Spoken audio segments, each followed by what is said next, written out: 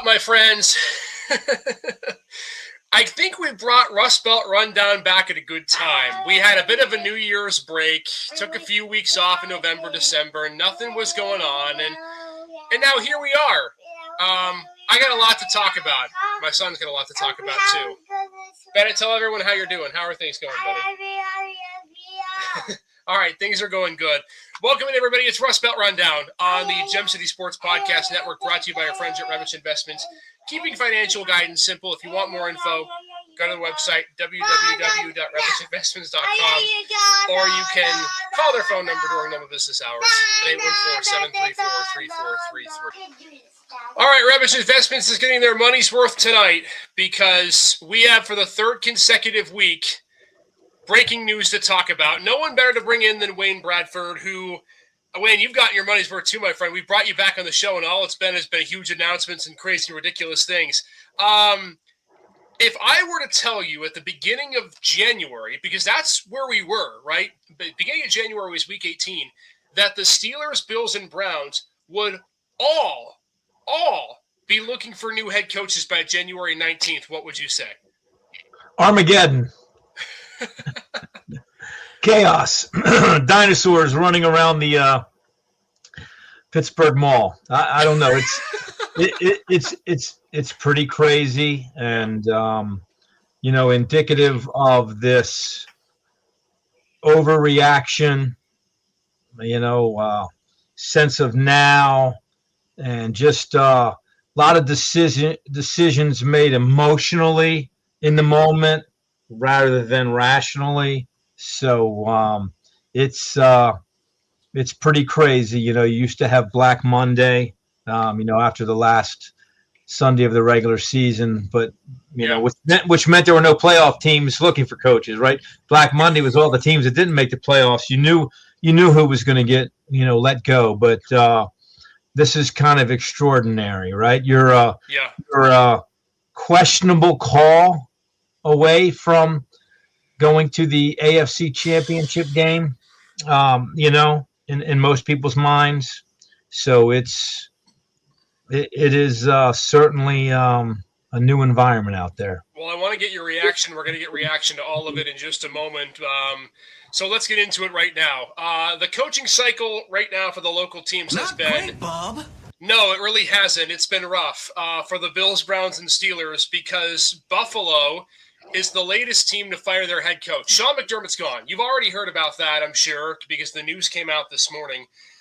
I got a lot I want to say on this one, Wayne. I'm not a Bills fan by any stretch of the imagination, but this to me was the most shocking. It was the most surprising. But your immediate reaction to it when Sean McDermott, who, to your point, was a maybe blow-in call away from being in the AFC Championship game, is now sacked in Buffalo, and it becomes the 10th team, 10, that have fired their head coach, 3 of them being the Bills, Ravens, and Steelers. Wild, Wayne, your reaction. It's external pressure. It's fan base. It's just emotional disappointment after emotional disappointment. It's closer, can't do it, right? So, it's just every time they get to the mountaintop, the fall is more painful. And, I guess ownership, felt that they had to make a change.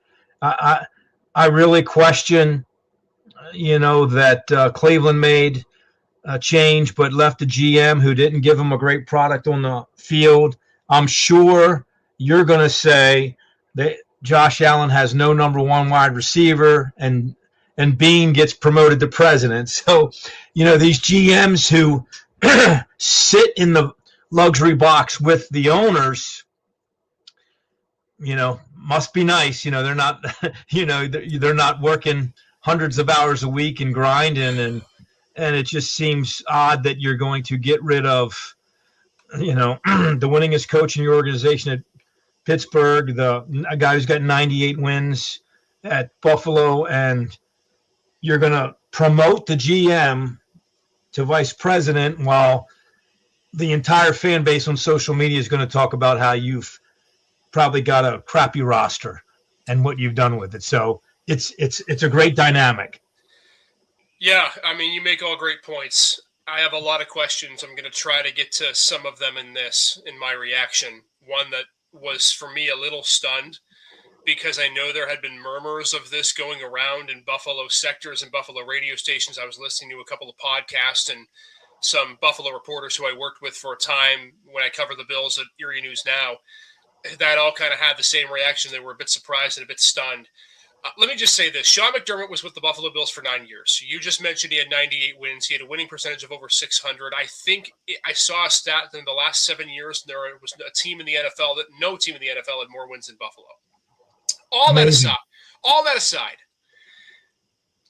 you look at the scape of the team from this year, right? And I see a team that, to your point, did not have a number one wide receiver. I see a team that in the final moments of the game against Denver was on their fifth string corner and their fifth string safety because they had either traded away, not re-signed, or not gotten depth at that position.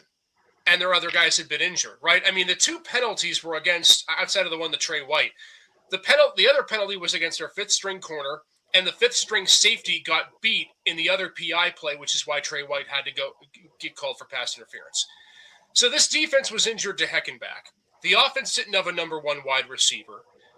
Oh, by the way, did I mention that their most recent number one draft pick in Keon Coleman appeared to have been a bust? And the only reason I think he played against Denver is because they quite literally had nobody else to put out there besides Shakir. So I would have understood, Wayne, 2 years ago if they wanted a Ken McDermott, because you were home against Kansas City, you had the better roster, you had the better regular season, you beat them in the regular season, you were at home and you lost. I could have understood that. I could have understood last year when you made the AFC Championship still with a stacked roster. You were healthy. Kansas City was on their very last legs, and it seemed like everything was there to get over the hump. I could have seen those last 2 years that I mentioned because Sean McDermott arguably was the one who made the mistake to lose them the football game. Right, 4 years ago in 2021, it was 13 seconds. You could argue it was bad defense. 2 years before that, it was conservative offensive decisions that ultimately comes from McDermott, right? I want to go for the field goal and not the touchdown against Kansas City that would have won the game instead of tying the game. Last year, it was the defense crumbles late in the fourth quarter. I'm not saying it's entirely his fault, Wayne, but you could at least say fine. You fire him because in the biggest of moments, he made coaching decisions that were bad, and that didn't put his team in the position to win. There was not a single moment, and maybe I'm crazy here, Wayne, but was there a single moment in the game against Denver on Saturday that you thought was a horrendous coaching blunder by Sean McDermott? I didn't see one. And this is a team that won 12 games, didn't win their division, albeit I understand that, but won 12 games with a horrible roster, a roster that arguably really with any other coach or many other coaches in the league may have been a 6 or 7 win team. And they get within a play, quite literally a play, maybe a blown call away from the AFC Championship game. So my thing is this. If you were going to fire him, why didn't you do it 2 years ago or last year when the same sentiment continued out of Buffalo that they couldn't get to the big game? Why wait till this year when arguably it was one of his best coaching jobs he's ever had with Buffalo? And you lose a game not on his watch, but arguably on your star quarterback's watch because he turned the ball over 93 times. I don't get it now. I still wouldn't have probably gotten it then, but it's a very, in my opinion, stupid time to fire him now based on the job he did with the roster he had. That's my reaction. Yeah, all valid points. I would have fired him after the 13-second debacle. I thought that was the worst one. You know what I mean? You kicked it out of the end zone. You didn't let any time go off the clock. You could have squibbed it. You could have made him fair, caught it on the 2-yard line, right, and taken the time off. I thought that was the decision. You know, they fired Leslie Frazier, the D coordinator, but that was the one that would have been a fireable offense, in my opinion. I think right now that you have everyone that is concerned that Josh Allen, you know, has 1 or 2 more years left as his peak, and you're not going to get rid of Josh Allen. You're not going to get rid of Joe Brady, so who do you get rid of, right? I think that's the thing now. Everybody's like, you've got the best quarterback. I don't know if that's true. You got the best quarterback in the league, and you can't win it with him, right? Sure. I'm not saying he is. He's very talented, right? But, you know, that's the reaction now is, we've got to do something to rally around Josh Allen to get him a Super Bowl because that's our ticket. McDermott's not our ticket. Allen's our ticket, and we're running out of time. So I'm not gonna. I know nothing, right? I'm not in that building anymore. I don't cover the team anymore. Even if I did, I probably still wouldn't know this. And I would be deferring to all the Buffalo media and Rochester media, many of which I listened to this morning on this. But it seems to me, just by connecting the dots that we have been given in the public sphere, like there had to be some sort of a power struggle between Sean McDermott and Brandon Beane. Because it's very interesting that on the very same day that McDermott gets axed, Brandon Beane gets probably the highest promotion you can get without being promoted to owner or taking over the ownership of the team. And there were some comments during the season. They were subtle, but some comments of, McDermott would occasionally kind of pick at the roster and talk about how he maybe thought they could have somebody here or add somebody there. Of course, Brandon Beane made it very clear during the trade deadline when they didn't trade for a receiver, they didn't trade for a big defensive piece, that he thought they had a roster capable of winning the Super Bowl. So it almost makes you wonder, Wayne, was this brewing for longer than Sunday to Monday? And what I mean by that is, did Brandon Beane have his mind made up that unless this team won the Super Bowl, Sean McDermott wasn't going to be the head coach anymore? Because it certainly seems like there's something at play. And again, I don't know. But just by connecting the dots, you have to believe that there was some kind of animosity between Beane and McDermott, because I simply don't think with a coach of this resume and this record, for lack of a better word, that this decision gets made between 9 p.m. local time Saturday and 9 a.m. local time on Monday. I just don't see how that's feasible. Yeah, I would agree with you. You definitely know that there was something there, and you definitely know, that Beane has had Pagula's ear, by his comments. So it's, it's very interesting, and that's the dynamic that's different in the NFL than it is in college. Where you as a head coach control your roster, right? Unless you have, that ear, that role, in your contract, you're at the mercy of someone else drafting those guys. Yeah, you're in the room, right?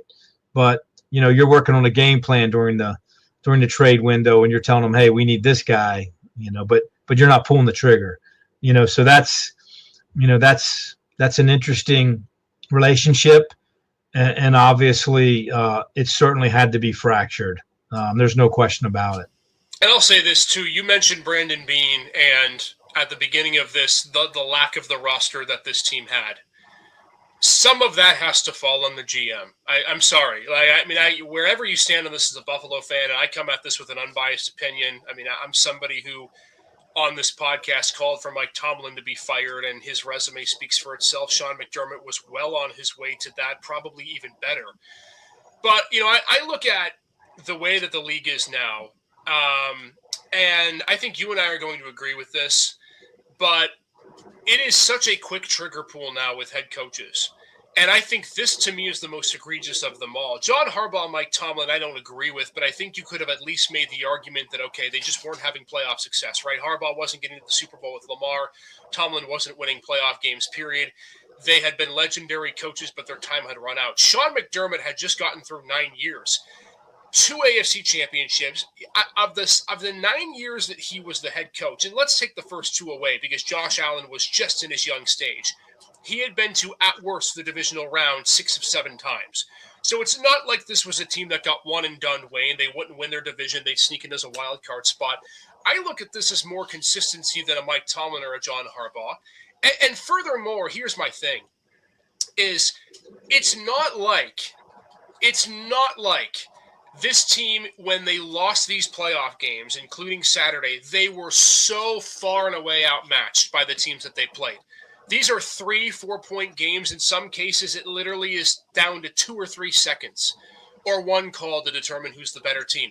So when I look at the blame for this, I can't help but look at Brandon Beane and think to myself, you were convinced that when Stephon Diggs left the team, specifically when you traded him, that you didn't need weapons for Josh, you didn't need a stud defense to win games, that you could win this with Allen alone. And in a way, I kind of feel like the Bills made their bed with Brandon Beane. I don't know why, if if the reaction to losing Saturday is, well, Sean's just not good enough, how can you not sit there and think to yourself, well, they could have made moves. They could have gotten Waddle at the trade deadline. They could have gotten Chris Olave at the trade deadline. They could have gotten Raheem Shaheed. I mean, what a great asset that would have been for Buffalo. Because Shaheed pretty much won the game for Seattle 13 seconds in, and I'm sure we'll talk about that in a second. But some of this has to be on the GM, right? And I get concerned now because the GM who refuses to make moves is now the president of football ops. He's going to hire a head coach, Wayne, who certainly is not going to butt heads with him, and that will be certainly noted when they talk. I'm really concerned for the future of the Buffalo Bills organization with this move because the guy who is in power has shown he's not willing to make moves, and I'm not sure Buffalo with this roster is ever going to get there, regardless of who their head coach is. I would agree 100% with you, and I'd also place a little bit of blame on the Buffalo decision on Baltimore and Pittsburgh's decision. So they set the precedent, right? I mean, does McDermott get fired if Harbaugh and Tomlin are still working? Probably not. But you opened the door and said, well, hey, you're going to fire a guy who's got 200 wins. You're going to fire a guy who's got this many wins that everybody regards as one of the top coaches in the league. Okay, they did it. We can do it. You know what I mean? So it's just another pawn falling, right? It's amazing. Yeah, I continue to be stunned, and I think for me this was even more shocking because of I think how much better of a team Buffalo was. It's still amazing to me, and I think this goes to how good of a coach McDermott was. The lack of roster that they had. You make the argument. I mean, Baltimore's roster was certainly better. Pittsburgh's roster, you could argue, was better. On paper, they had a better roster with more weapons, certainly better receivers, better tight ends than Buffalo did. And yet, it really doesn't seem to matter. I just wonder how much of a power struggle this was. Because I just 98-50, and Buffalo hasn't gone a season with winning less than 10 games since 2018. And I thought this was one of McDermott's best coaching jobs he's ever had. Especially given the roster and the injuries that he had. So, nonetheless, he's gone. He will no doubt have a head coaching job very soon because he is an incredible head coach and somebody that I think is going to be successful in the league for a long time. But Wayne, so I don't want to ask you who they hired now because we're going to get to that game in a minute with the Bills, Browns, and the Steelers. But aside from hiring a head coach, let's go to the offseason for Buffalo. Brandon Beane has a lot of decisions to make besides the head coach because clearly the roster needs to get better. Clearly you have to upgrade. You have to find somebody for Allen to throw the ball to. You need a better defense, whatever. What does the first offseason move have to be for the Bills following a head coach? What's the plan, Wayne? I'm genuinely curious to see what they should do and what you think they should do. Well, the first decision, is going to be, is there anyone internal on the staff, Sure, that's a candidate for the head job? So I think you have two dynamics before we talk about coaching candidates. And I think you have one internally, or at least everybody's talked about, right? So if you're going to hire an internal candidate, right, there's going to be a dynamic and some strategy there. But if you hire someone from outside, right, now, what is that relationship? And is that an offensive guy? Is that a defensive guy? And then your draft's going to be predicated on that, right? So, I look at, Bosa. Bosa, great acquisition, but how long is Bosa going to be around, right? Defensively. So they certainly have some holes to fill defensively. And then offensively, as you talked about, right, probably have more holes there. I think the offensive line is great. They got the running back. They got the quarterback. So what are we going to do? Are we going to trade? Are we going to move up in the draft? Are we going to take a guy and move down in the draft? So I think it's going to be a big dynamic one is the guy in your building that you're going to hire, which a lot of people probably are going to say he is, or you're going to go outside the building. So that to me is the real big dynamic. And if you hire a guy inside the building, that really tells you how much conflict there was between Beane and McDermott. So No that's question. gonna answer that question for you even more. So no question, and I think it's going to be so interesting too to see. And for me, what my first move would be is, what are you going to do with your first round pick? Are you trading it or are you keeping it? That was the whole thing about the trade deadline, right? The rumor was out there that Buffalo was okay with departing with their first in 27. They were not okay with departing in their first in 26.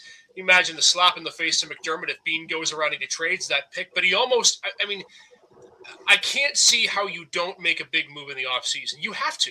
It has not worked the last 2 seasons, as good as Allen is, and he's going to be good for, I kind of disagree with your sentiment of 2 to 3 years left in his prime. I think Allen's got 6 or 7 years at least that he's going to be a top 1 or 2 quarterback. But that being said, you have to make a move.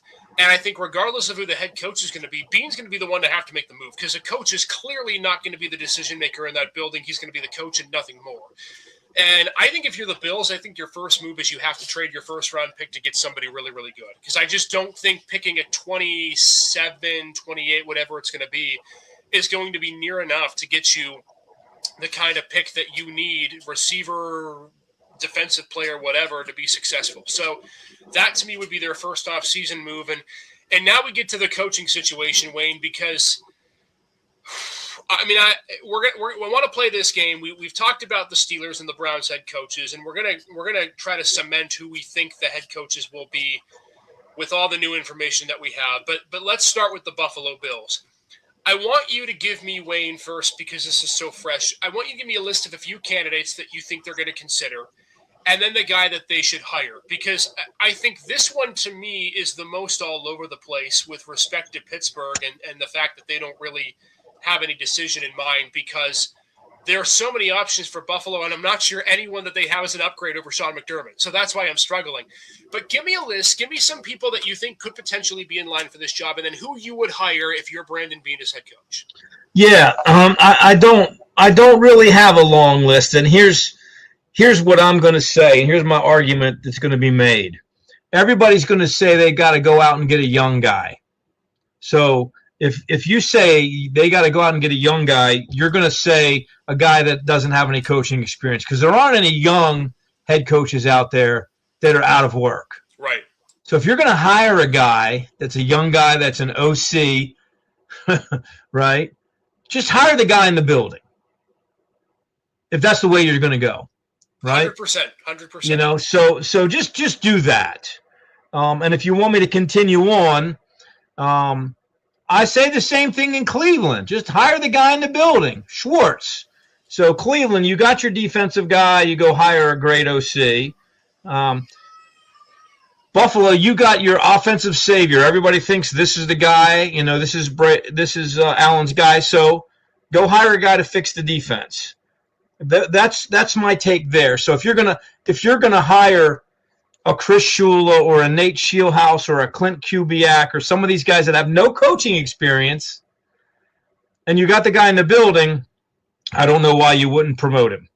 And then the same thing over in Cleveland. Pittsburgh, I think you have to go the exact opposite. Pittsburgh, you've done that 3 times. You've gone with a young guy, Knoll and Cowher and Tomlin. I think now, it makes perfect sense to take McCarthy. And as much as Rodgers is kind of an enigma, the guy played his tail off down the stretch. Yeah. And if you don't want to rebuild that entire thing, and have the quarterback come back, if you hire McCarthy, you got Rodgers, I think you can build around that. And that makes the most sense. You're certainly not going to get LaFleur now, right? He's dialed up. Do you want Brian Dable back in Buffalo after he failed miserably with the Giants? I don't know. What are your offensive choices as a head coach? And it's going to be a young offensive coordinator who's never been a head coach. Right. I mean, so the guy's there. So predict it for me then, Wayne. Would you say they're hiring Joe Brady, or do they go outside for Buffalo? I'm going to say they hired Joe Brady.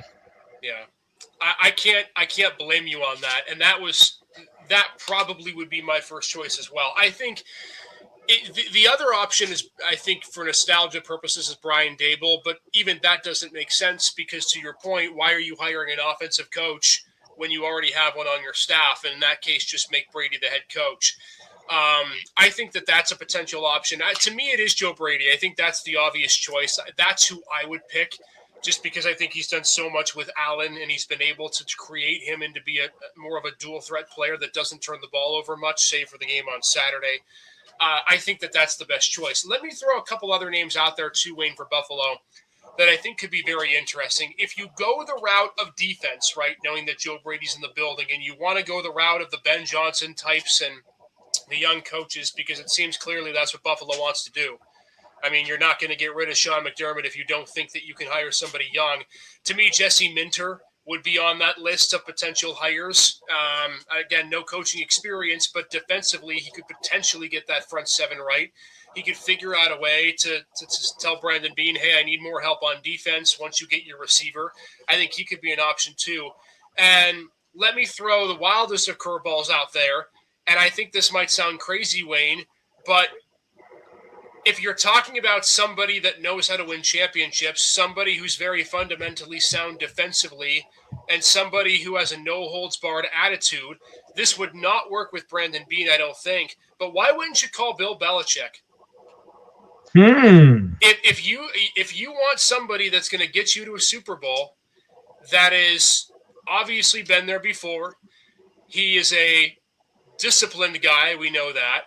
He's not going to make the mental mistakes. We've talked about on this show, we've talked about several times before. Buffalo's Achilles heel has been down to the wire last-minute mistakes. And you wouldn't get that with Bill. You may get a lot of power struggle with him and Brandon Beane, but I would kick the tires because you know you're not going to have those issues at the end of games. And to me, that's the one thing stopping this team from winning championships. Yeah, I just don't think it would happen because Belichick's going to want full control. He's going to want to bring Lombardi, with him. Yeah. He's not gonna take a position where the GM is the president. I don't think there's any way. Now, I hadn't thought about this, but you bring this up. So, you know where Belichick grew up, don't you? Annapolis, Maryland. His dad was a Naval Academy coach. That's where he cut his teeth. So you're telling me maybe Baltimore should reach into that bag of tricks and hire Belichick, and Belichick comes home and eats some, steamed crabs and some crab cakes. Now, I could see that. So I've just planted the seed into your head. All Wayne is going to talk about now is Bill back to Baltimore. There you go. That's the one that would make a lot of sense to me. But I don't know. DeCosta's pretty powerful too. I don't think Belichick would go anywhere where he wouldn't have full control. I think that's kind of the model he's got at North Carolina with Lombardi and all those guys there. No doubt. I think we both agree that Joe Brady's probably the answer here. I think that this is probably going to be the most logical choice. A young guy, offensive guy, he's in your building, just hire him. I don't think that there's any really big question on that. But again, the question with Brandon Beane is, can Joe Brady be a yes man? I don't know. We'll have to find out. That's a really big question for me. Let's go to Pittsburgh, Wayne. I think you've already put in your answer, Mike McCarthy. Why Mike to Pittsburgh, which would go against everything that the Steelers are for, right? Young, defensive, unknown coaches that come to the organization. Mike McCarthy's not that. Why him in Pittsburgh? Yeah, I think you got to flip the script and you have to, innovate, and you have to bring a fresh perspective to the offense, right? The offense has just been, average, I would say at best, and with very little creativity, So, McCarthy, is going to be creative. McCarthy can develop quarterbacks, which you need. That you could probably keep Rodgers around to develop someone, because you got Will Howard there, right? If Will Howard's a guy, one more year behind, Aaron, let him coach him up and mentor him. I like that. And then let McCarthy bring in a guy, that's a young defensive guy. You can still bring in a young defensive guy under McCarthy, right? You could still bring in a Brian Flores if he's not going to be around in Minnesota. You could still bring in, some of these other guys. But that's the way I would go in terms of really kind of shocking the organization, but solidifying that fan base, right? I mean, if you can you see Mike McDaniel walking into the Steelers organization, that fan base is eating that guy alive. He's not getting out of the airport, especially the way he was dressed in that one. Mike McDaniel is not going to survive. So you better find somebody that can handle all that. I think, and McCarthy's dad, Pittsburgh City. I mean, it would just be great. You kind of the story around the story kind of offers a buffer to all the external noise, right? There'd be so much around it that's good. Might be what you need. I'd be stunned to see Aaron Rodgers back, if I'm being totally honest with you. And I think McCarthy's a good answer for Pittsburgh. I actually think he's a better answer for the team we're going to talk about next, but that's no one's the wiser on that. To me, I think that if it was who I think should be the next Steelers head coach, Mike McCarthy might be a great pick for me. But the segment is who the next head coach of the Steelers will be. I can't see it at this point being anybody but Chris Shula from the Rams. I think between the narratives that have been out there between Shula and the connectivity with the Steelers, it's just what they do. This is who they've hired the last 3 times, and I think they look at the way the Rams performed defensively against Chicago. And you take away that last-second touchdown from Caleb Williams, and the Rams' defense was tremendous all game long against a good Bears offense. And the Rooneys don't seem like the type to be waiting to stray from what they've always done. And as much as I think McCarthy would be a good injection of offense, which they damn well need, I don't know if they're going to stray from what they know. And Chris Shula, to me, is the guy, maybe Jesse Minter, but to me, it's Shula. And I can't see another scenario where Pittsburgh will change their philosophy to go to offense. When Art Rooney spoke earlier this week or last week, it was very telling when he talked about the history and what we are in Pittsburgh and the culture that we are as a tough grind nose to the grindstone football. It doesn't scream a Mike McCarthy to me. I think it's a young defensive coordinator. So I think it's going to be Chris Shula, maybe Jesse Minter if they end up getting their ducks in a row. But the other thing when you have to consider too, and this is, for Shula, obviously you can't hire him now. He's still coaching. But the one thing that we haven't talked about with these 3 jobs is someone's going to hire a coach fast. Because it's not like you've got your pick of the litter here. Stefanski's gone, Harbaugh's gone, Wayne, and there's 8 other teams that are looking for jobs. Well, that's the thing too. What are the most attractive jobs out there, right? So, what's a better? I hate to say this in this environment, but what's a better job than Pittsburgh? Are there better jobs than Pittsburgh? Is Miami a better job? I mean, I think there are several better jobs in Pittsburgh. Is Arizona a better job? Yeah. So you might say, well, Shula, but what if Miami offers him the world? What if Tennessee offers him the world? What if Arizona offers him the world? So, it's interesting because the volume of jobs out there.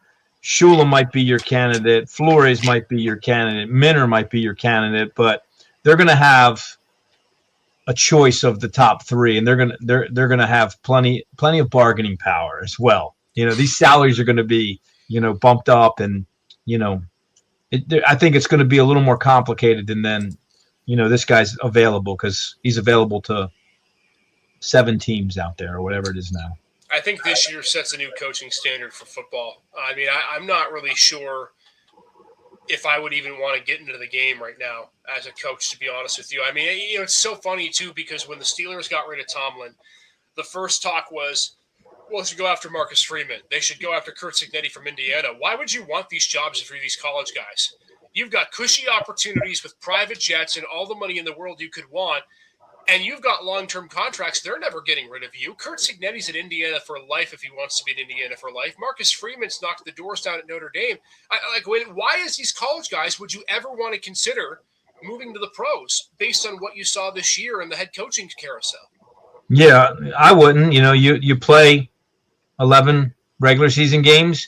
If you're lucky enough to get to the championship game like right. Cignetti, you might play 16, but you don't have to play the grind of 17, 18, 4 weeks of playoffs. when you think about the NFL year, it's half a year. Half of your year is probably working 24/7. You know what I mean? Then you're right into the draft and then OTAs and then mini camps and so forth. It's a 365 day world, and colleges too with recruiting and so forth. But you do have a little more downtime. And the same thing, Kurt Signetti has full control. Nobody's telling him what his roster can be, right? If he wants to go get, a quarterback transfer, if he wants to go get a tailback transfer, he's got the ability to do that. There's no salary cap, and they've got probably more money in college to spend right now than you do in the NFL. The salary cap at Indiana is probably larger than the salary cap in Pittsburgh. Man, I can't wait, by the way, to watch Indiana. As we're recording this, the game's just a few hours away. When you watch, the game will be being played. But, I mean, it's so funny because it used to be that NFL coaches, why would they ever go to college? It makes no sense. You've got it everything's made in the NFL. You don't have to recruit. You don't have to draft. You don't have to do any of that stuff. You're just basically there to coach. And now college football, to me, is the more attractive job. I mean, like if I had a choice between the Steelers and Alabama, I'm not sure I'm going to Pittsburgh. I really aren't.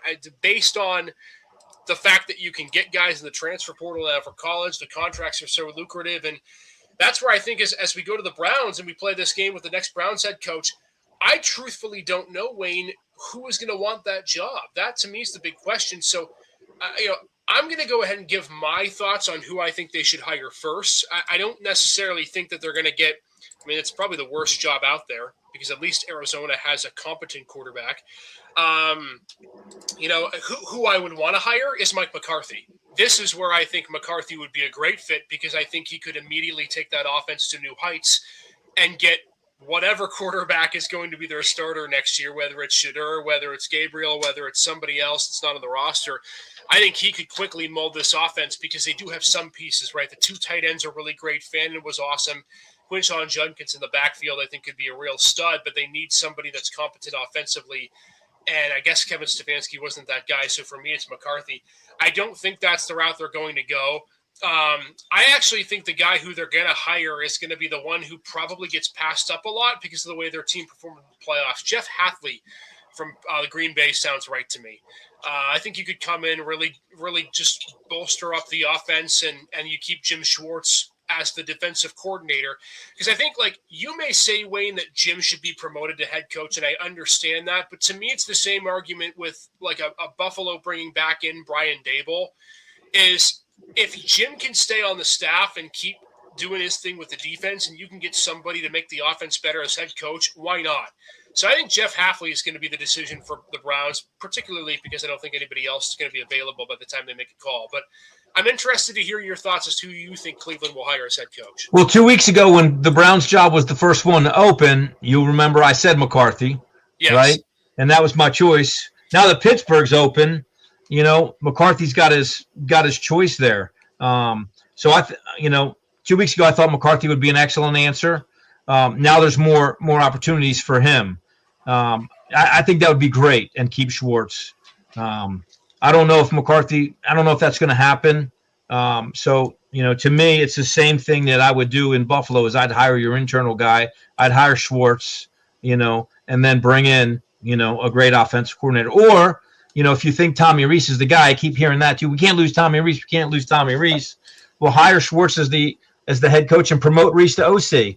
And you've got the best of both worlds there, so you don't lose. So that's the fascinating thing here. And as these dominoes get to fall, whoever gets the Baltimore job, whoever gets the Buffalo job, whoever gets the Pittsburgh job, Tennessee, Miami, whatever, what assistance from these other teams are going to go. So if the Browns don't hire fast and someone gets hired somewhere else, do they take a Tommy Rees? Yeah. You know what I mean? Do they take a Joe Brady? If someone gets hired, is Joe Brady going to wait around? So that's interesting as well. And then I'll just throw this out there too. Jim Schwartz is from Arbutus, which is a suburb of Baltimore. He's from South Baltimore. Sometimes you refer to as Pigtown. But Jim Schwartz grew up in Arbutus. Jim Schwartz would be a great fit back in Baltimore. as well. Now, Wayne, the Ravens are only allowed to hire one head coach. Belichick is the head coach and Schwartz is the DC. Yeah, I know. I'm not sure anyone would score on them at that point. Yeah.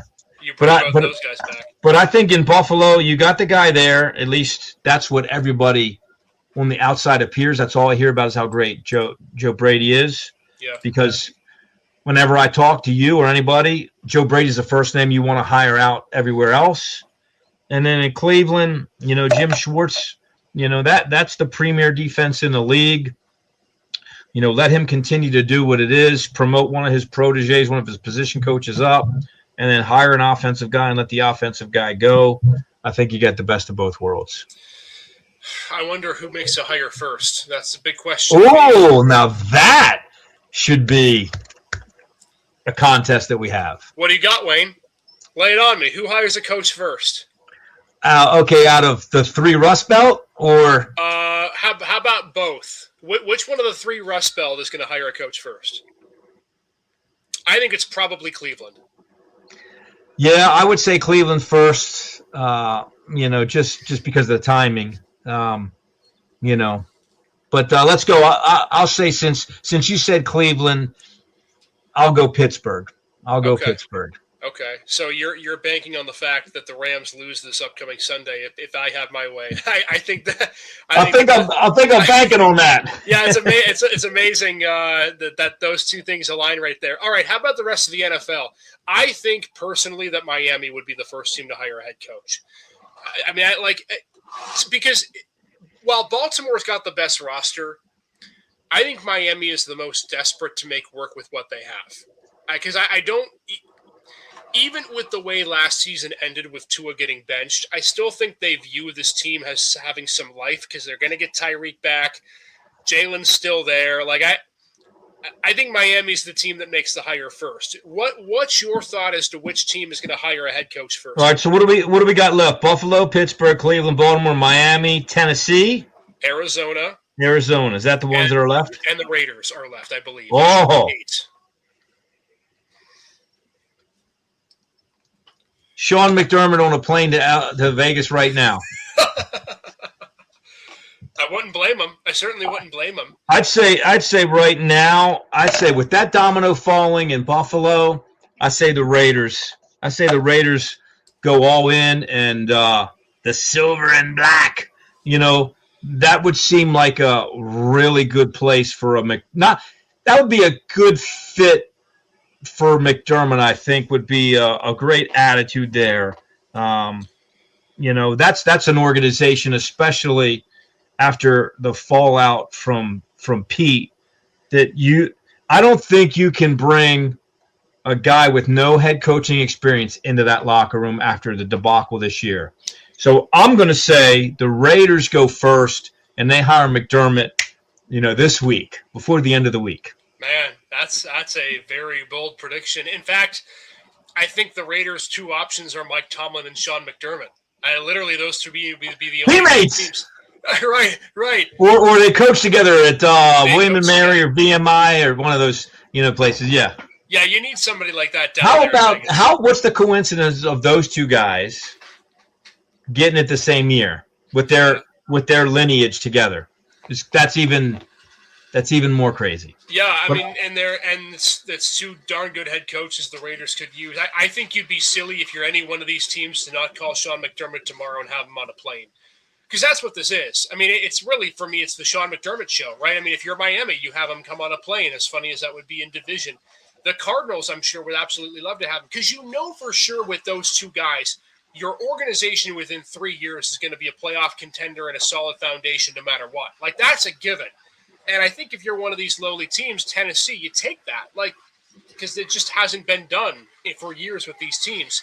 So I've got Miami, you've got Vegas, and you've got McDermott as the coach, which would be really, really fascinating. And I think it'd be a great fit there. And that team would probably be in the stratosphere in the coming weeks. All right, before we let you go, Wayne, who you got winning the game tonight? I know at the time that you'll be watching this, the game's currently being played, so Indiana will probably be up 28-0 if either of us pick Miami. But I'm curious, who do you have winning tonight?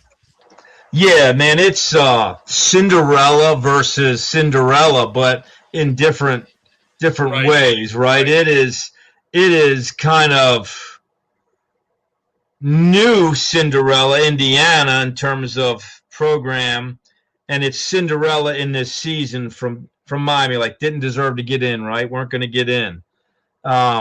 So I just didn't think Carson Beck played well enough last week, and I don't believe he'll make enough plays against Indiana's defense. I think Indiana is the most complete team, and as much as it pains me to say, because these are IUP guys, and as a Gannon guy, you should be like, I don't want to see another IUP tweet on, it's celebrate IUP. Well, you don't have any of those guys there, so you must have made a bad decision for them to leave. They're